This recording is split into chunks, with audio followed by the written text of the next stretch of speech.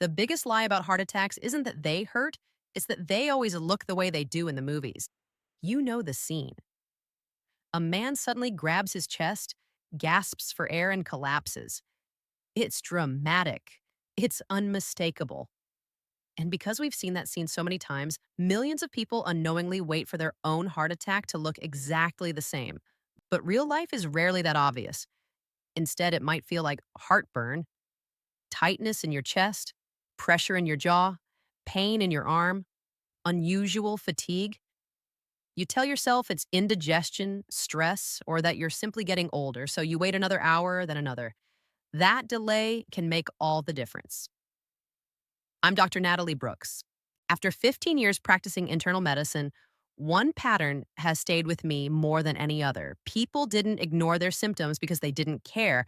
They ignored them because they didn't recognize them. Here's what I want you to know.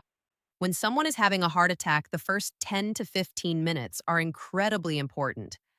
What happens during those first moments can have a major impact on how much heart muscle is saved and how well someone recovers. And in those critical minutes, there are three actions that can truly make a difference. One helps you gain precious time. One may help reduce further damage to the heart. And one can improve your chances of staying stable until emergency medical professionals arrive. Now you might be thinking, the answer is simple. Call 911. Yes, calling emergency services immediately is the first and most important step. But here's what surprises most people. Even while calling for help, there are two common mistakes that can waste valuable time. And there are two additional steps that many people have never been taught. By the end of this video, you'll know exactly what to do, in what order, whether it's happening to you or to someone you love. Because if this emergency ever happens, you won't have time to search online or wonder what comes next. You'll respond with what you already know, and that's exactly why we're here today. If this information helps even one person recognize a heart attack sooner or act more confidently in those first critical minutes, then these next few minutes together will be worth it. I took everything I tell my own patients and put it into one simple plan: the way to eat, the daily habits, the warning signs to never ignore, all of it in one place. It has already helped thousands of people live their best life after 60. If you want it, the link is right there on your screen. You do not have to write anything down or remember anything. It is all waiting for you. Now, to understand why these three techniques work and why the order matters so much, you need to actually see what is happening inside your chest when a heart attack hits. Because once you see it, the whole plan is going to make perfect sense and you will never forget it. Your heart is a muscle, and like any muscle, it needs a steady supply of oxygen, which it gets from its own little network of arteries sitting right on its surface. We call them the coronary arteries. A heart attack happens when one of those arteries gets suddenly blocked, and almost always the thing blocking it is a blood clot. What happens is a fatty deposit in the wall of the artery cracks open, and your blood does what it is built to do at any wound. It forms a clot to seal the crack. Except here, in that narrow artery, the clot does not stop bleeding. It seals the pipe shut.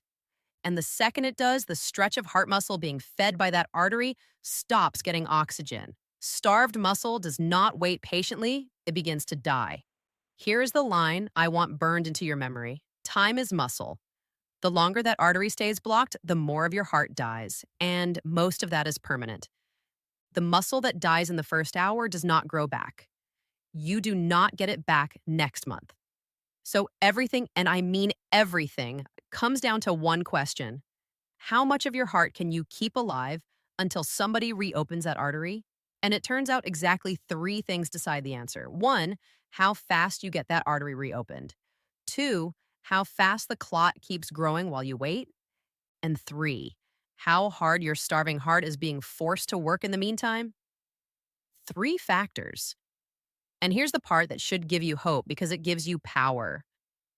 You have a direct hand in all three. That is what the three techniques are. Each one goes straight after one of those factors.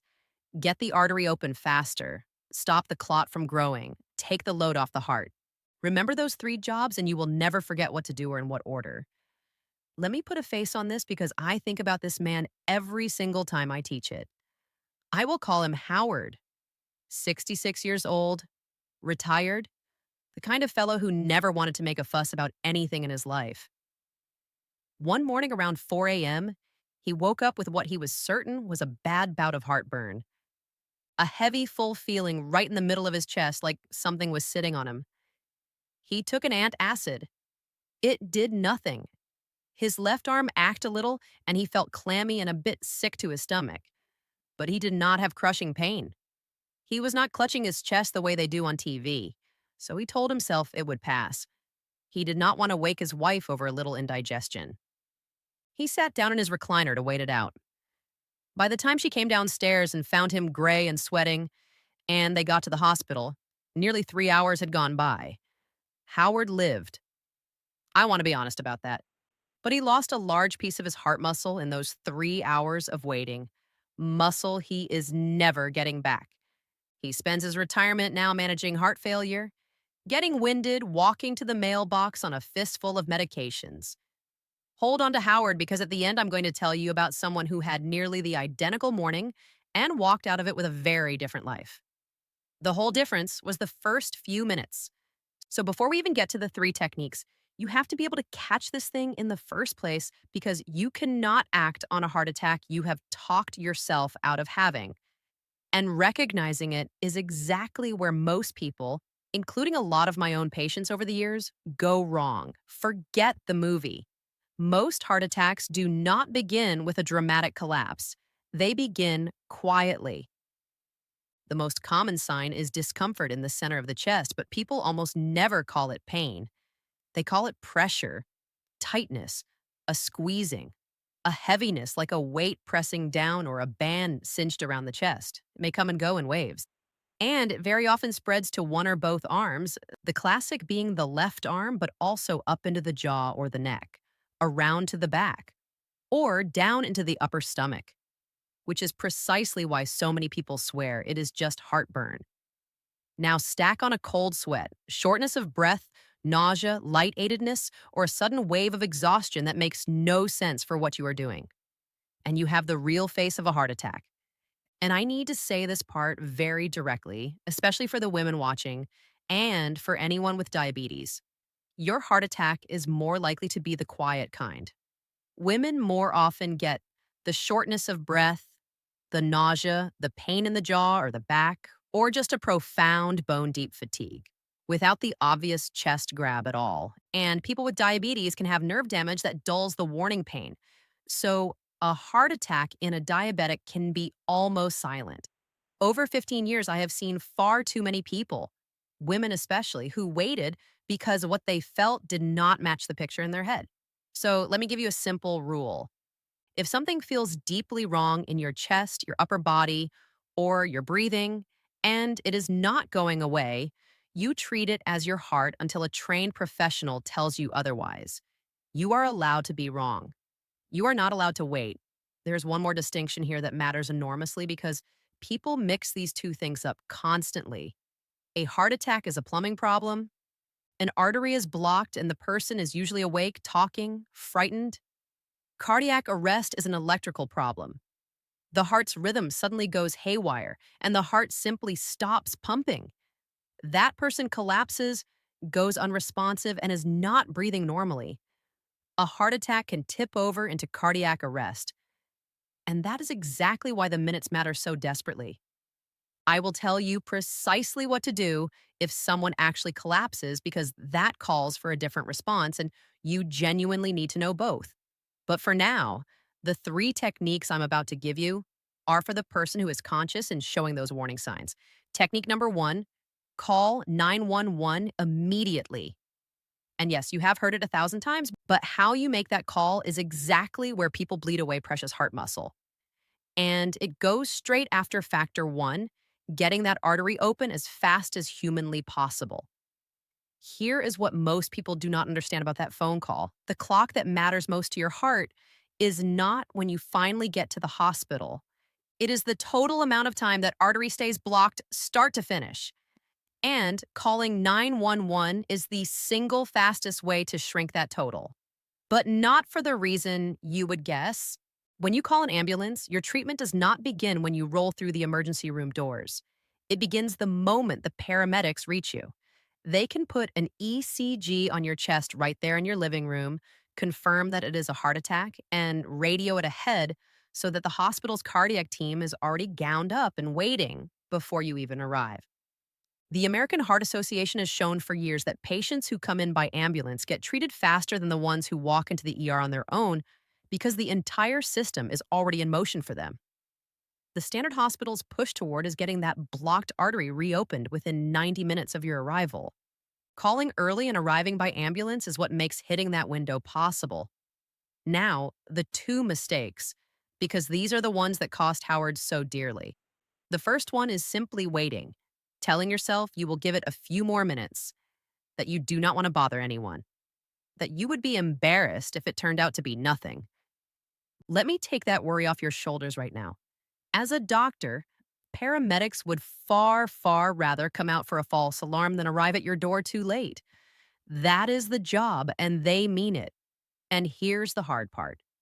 The first hour of a heart attack is also when you are at the very highest risk of slipping into one of those lethal rhythms I described, the kind that stop the heart. The ambulance carries the one machine on earth that can shock your heart back into rhythm, a defibrillator.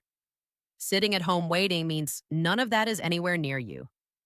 The second mistake is driving yourself or letting a loved one drive you. Please do not. If your heart slips into that dangerous rhythm while you are behind the wheel, you can lose consciousness in traffic. And now you have turned one emergency into two with no equipment and no trained hands anywhere in the car. In the back of an ambulance, you are already inside a moving emergency room. So the move could not be simpler. You sit down, you call 911, you say the words clearly, I think I am having a heart attack, and you stay on the line. Say that exact phrase, I think I am having a heart attack. Those words tell the dispatcher to send the right team and to start coaching you through what comes next, including the second technique. Quick thing before I go on and then right back to it. If this is the kind of straight, plain spoken health information you wish your own doctor had the time to sit and give you, do me one small favor and hit that subscribe button and tap, like while you are there. It genuinely helps me get this in front of more people who need to hear it before the day they need it. And leave me a comment. Tell me if you or someone you love has ever had a scare like this. I read them and they shape what I cover next. All right, so you have made the call. Here is the very next thing the dispatcher will most likely tell you to do. Technique number 2, if it is available and you are able to chew one regular aspirin. And this technique goes after the second factor, the clot that is actively growing in your artery while you wait. Remember what I told you is blocking the artery, a blood clot, and a clot is not some finished solid object just sitting there. It is still forming, still recruiting more of the tiny blood cells we call platelets, the little cells whose whole job is to clump together and stop bleeding. In a heart attack, that clumping is happening in the worst possible spot, sealing your artery tighter and tighter by the minute. Aspirin steps right into the middle of that process. It makes your platelets much less sticky, so it can slow the clot's growth and in some cases keep that artery from closing off completely before help arrives. And the evidence behind this is not small or shaky. In a landmark trial called ISIS 2, published in The Lancet back in 1988, a single dose of aspirin given during a heart attack cut the risk of dying by about 23% from one aspirin taken at the right moment. Now, the specifics, because here they really do matter. It should be a regular strength aspirin, the 325 mg tablet, or if that is what you have, 4 of the low dose 81 mg baby aspirins, which add up to about the same. And you chew it. Don't swallow it down whole. Chewing it breaks it down and gets it into your bloodstream far faster in minutes rather than much longer. And in a heart attack, minutes are the entire game. This is exactly why your 911 dispatcher will usually ask whether you have aspirin in the house and tell you to take it. So let them guide you on it. But I have to draw some very clear lines around this one because aspirin is not right for everyone. Do not take it if you know you are allergic to it. Be cautious if you have been told you have a bleeding disorder, an active stomach ulcer, or if you are already on prescription blood thinners. And if you simply are not sure, that is precisely what the dispatcher and the paramedics are there to sort out with you in the moment. And hear me very clearly on this next part because it is where people get themselves into real trouble. Aspirin is the second technique. It is not the first, and it is never, ever a substitute for the call. Chewing an aspirin and then lying down to see if it works on its own without calling for help is a deadly mistake I never want you to make. The aspirin buys a little time. The ambulance and the hospital save your life. So, one regular aspirin chewed after you have called as long as you have no reason you cannot take it. That is the whole rule. Technique number 3, stop everything. Sit down and bring your body as calm and still as you possibly can. This one goes straight after the third factor, how hard your suffocating heart is being forced to work. Think for a second about what is actually happening. A piece of your heart muscle is starving because its oxygen supply has been cut off. Now, what does your heart do the moment you move around, climb the stairs, get agitated, or panic?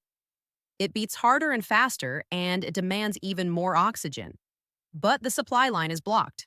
So every bit of extra work you ask of your heart in that moment is work it simply cannot pay for. And that unpaid bill means more muscle damage and a higher chance of the rhythm going dangerous.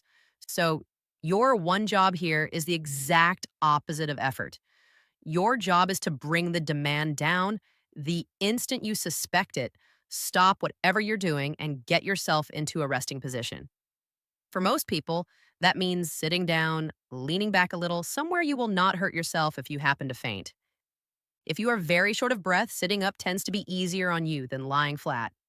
Loosen anything tight around your neck or your waist, and then work on your breathing, slow and steady, in through the nose and out slowly. I know that is a hard thing to do when you are scared, and being scared is completely natural here. But that flood of adrenaline from panic drives your heart rate and your blood pressure up at the worst possible moment. And slow, deliberate breathing pulls some of that back down. If you are not alone, have the person with you stay close and keep you calm and still.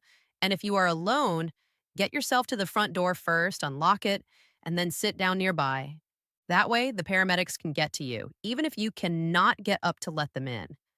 That one small step has saved lives, and people almost never think of it. Now, I have to bust a dangerous myth that goes around the internet every couple of years because someone always asks me about it. You may have seen a forwarded message about so called cough CPR. The claim is that if you feel a heart attack coming on while you are alone, you should cough hard and rhythmically to somehow keep yourself going.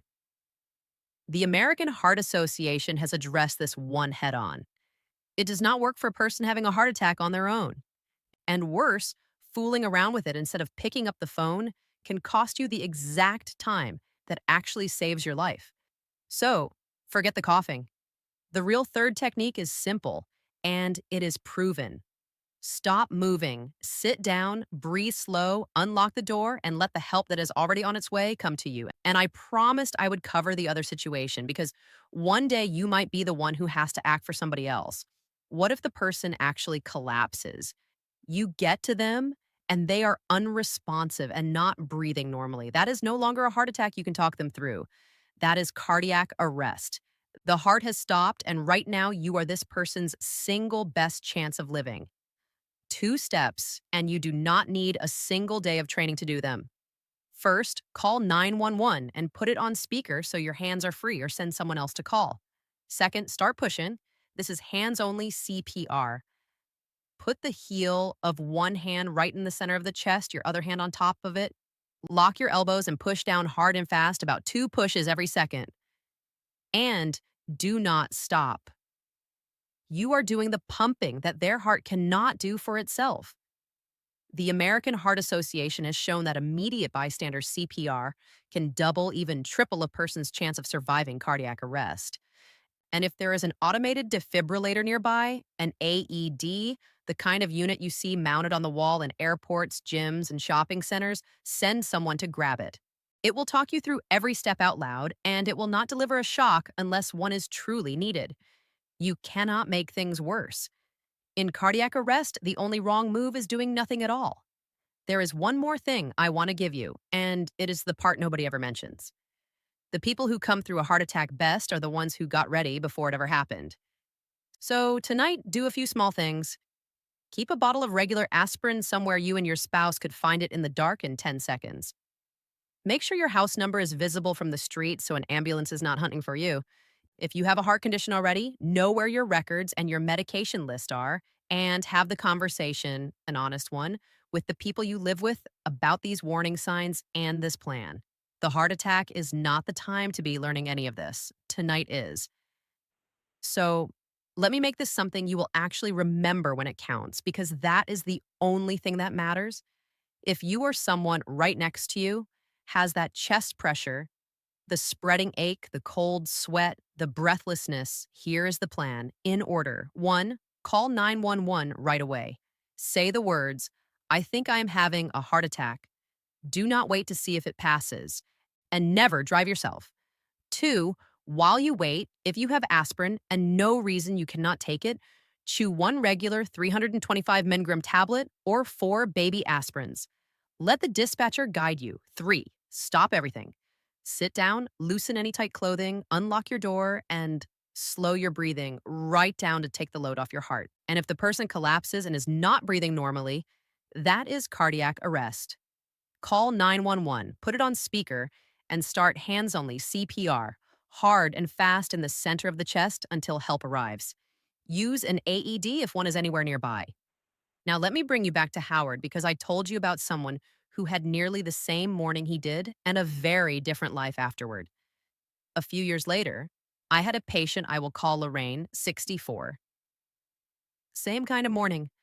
That heavy pressure in the chest, a little nausea, an ache in her jaw she very nearly brushed off. But Lorraine had watched something like this. She did not wait. She told her husband to call 911 and to say the word heart attack. While he was on the phone, the dispatcher had her chew an aspirin. She sat down in her kitchen chair, reached over and unlocked the back door, and slowed her breathing until the paramedics walked in 6 minutes later. ECG already in hand. They had her artery reopened well inside that 90-minute window. Lorraine walked out of the hospital a few days later with most of her heart muscle intact.